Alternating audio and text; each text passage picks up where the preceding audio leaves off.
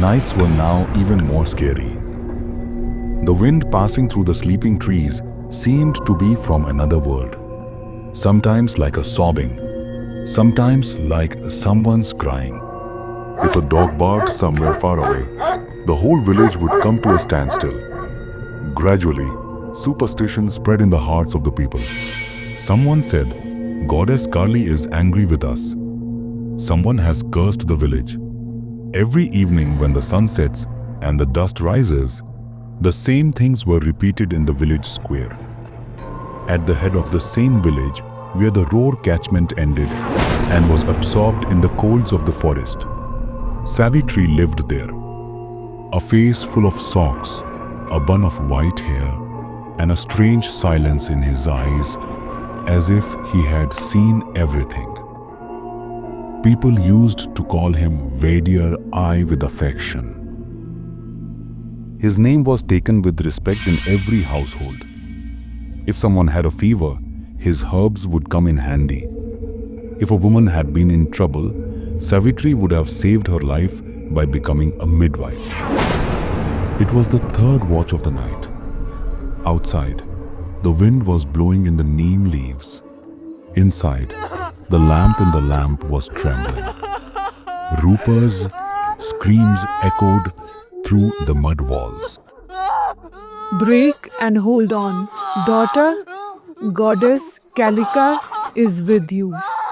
The people standing outside could only hear the sounds through the walls. Then a moment came. Everything was quiet. Just the sound of the baby's first cry was crushed. The door opened. Savitri stepped out, the newborn in her lap. There was a pause on the face, but a gentle comfort in the fire. But at that moment, someone peered into the fireplace. Rupa was lying motionless. His eyes were open, his lips were blue, and the blood on the bed was dry. After a sequin silence, Rupa is dead. Bhagavahan. Rupa is dead. Divikshar is angry. Savitri has done something. It's a mess. This has humiliated the goddess. You were the only one there, Savitri. You were the one when Rupa was screaming. We trusted you, and you killed my daughter-in-law. Priyajan, I didn't do anything. Rupa's breathing was weak. His body was frozen. I just tried to reduce the pain of the goddess by taking her name. Jude, we saw you had some spells. They weren't mantras. They weren't mantras. Every life is difficult, and I have always given life to children. So how did she die? Why is the goddess angry? The goddess is not angry. You're done. You are saying all this in the name of the goddess, in whose name the animal is worshipped. Stop talking. Don't mention the name of your missing mouse goddess.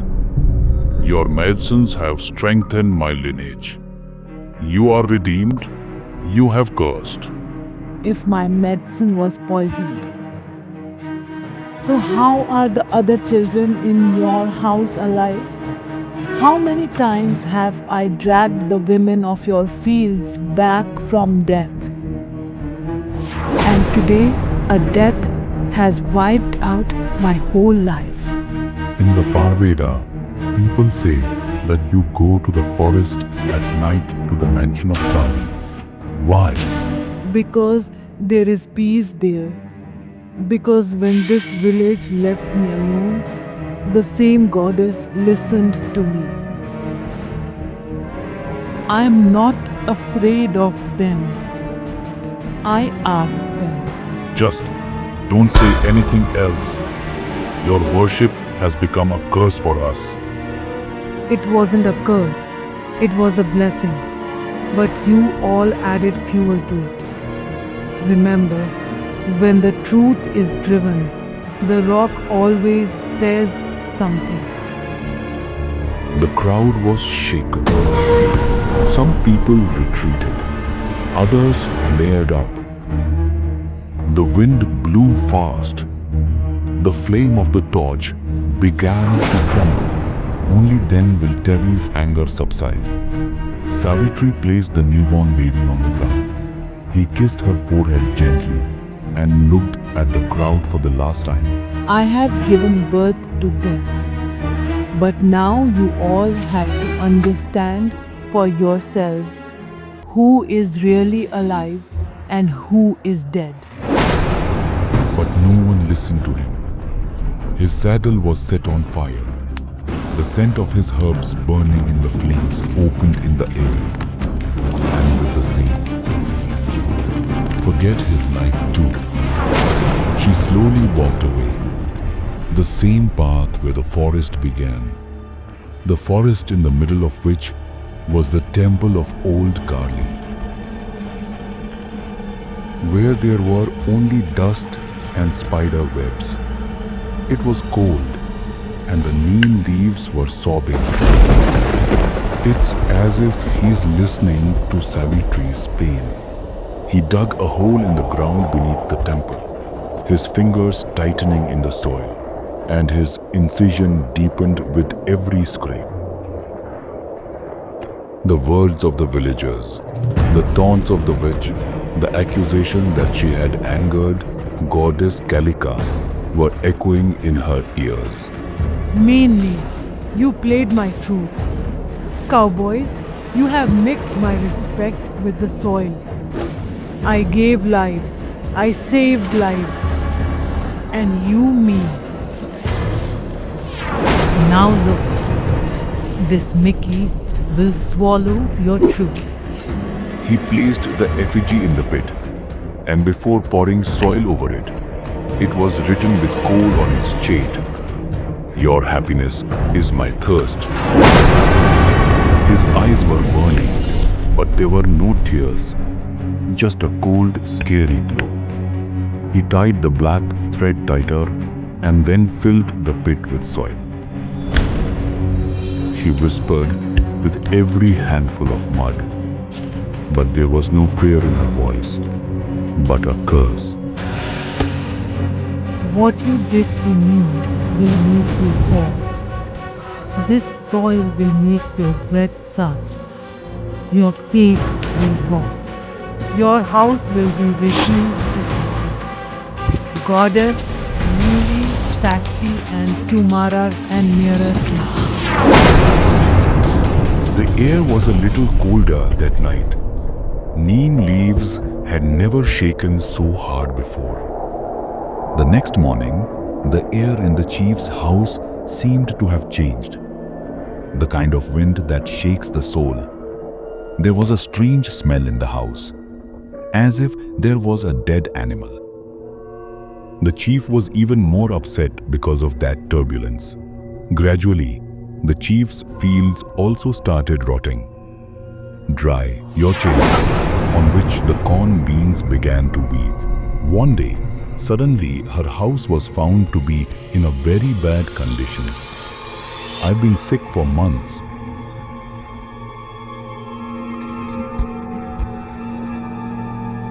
And Lata, the chief's wife, was as ill as a neem tree.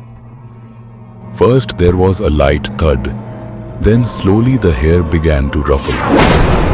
Their heaps, falling like black stars on their pillows, told the story of an old wind. One by one, round blue-green marks began to emerge on his hands.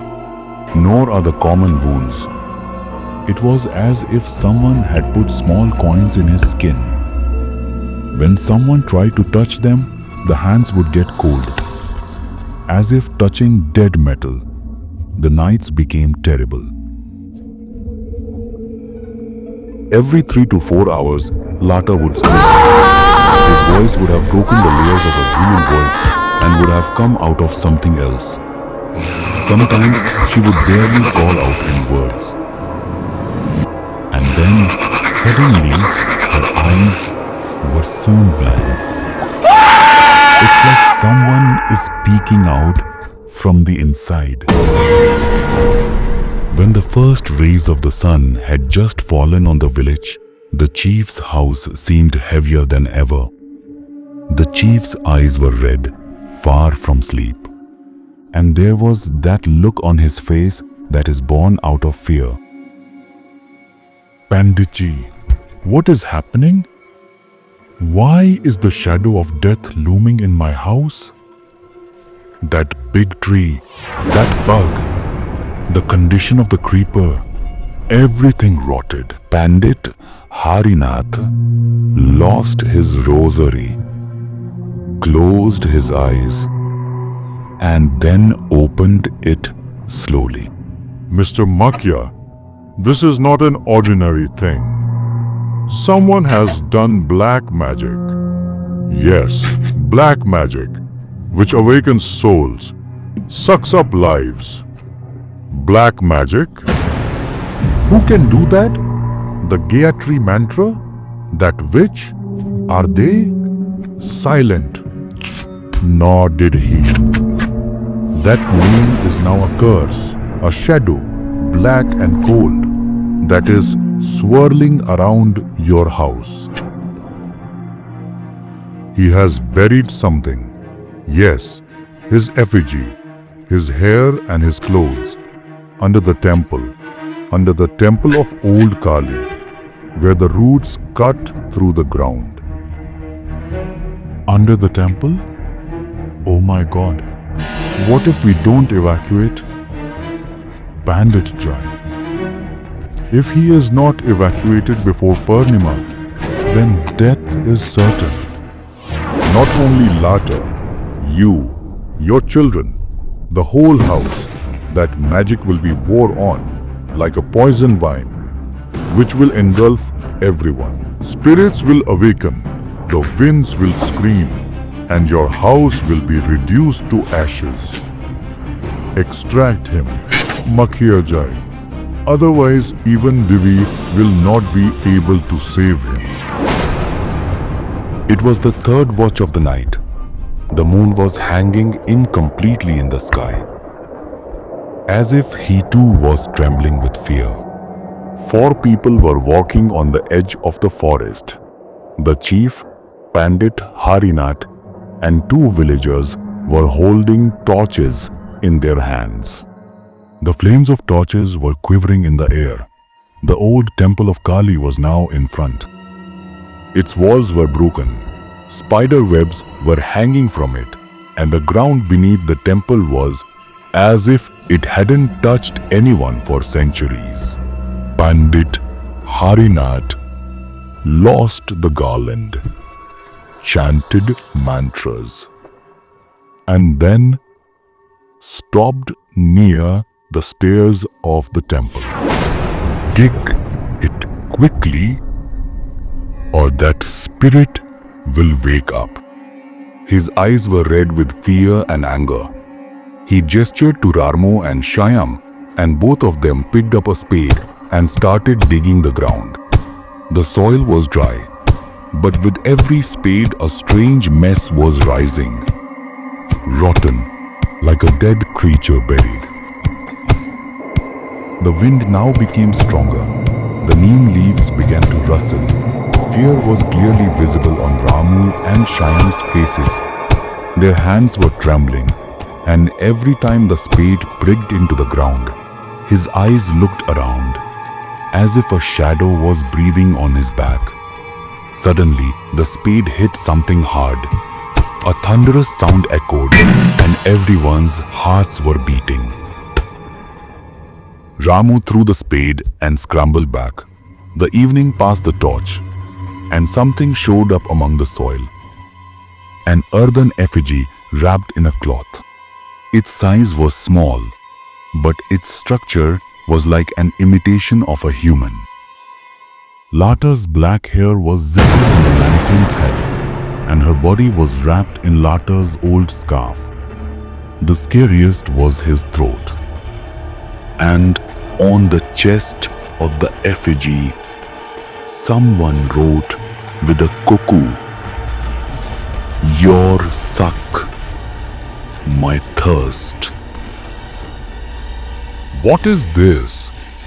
This is Savitri's work. That which ruined my house. It's not just magic.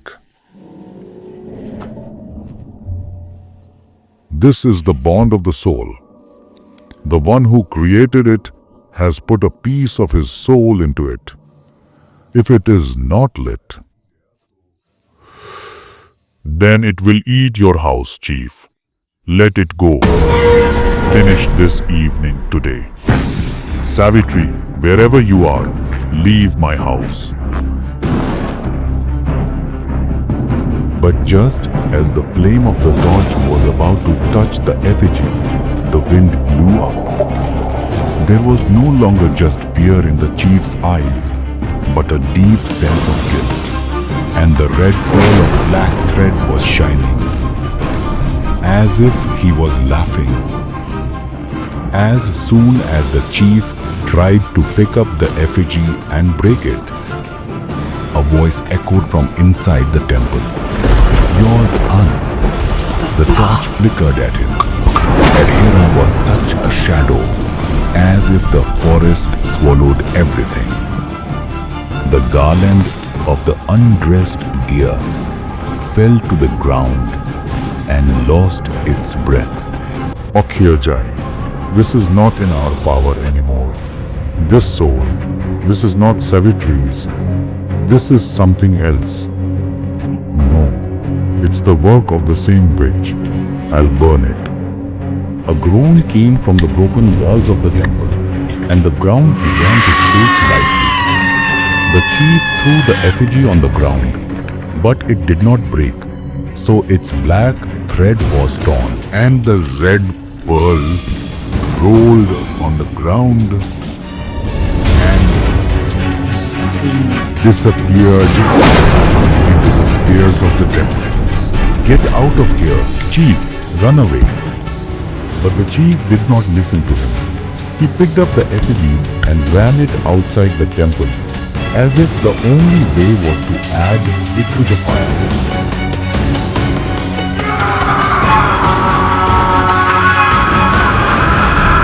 The next morning, when the sun's rays fell on the village, the fields were silent.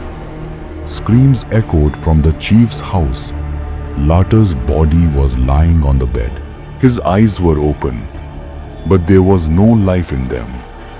His lips had turned blue, and those blue-green marks on his hands had become even darker.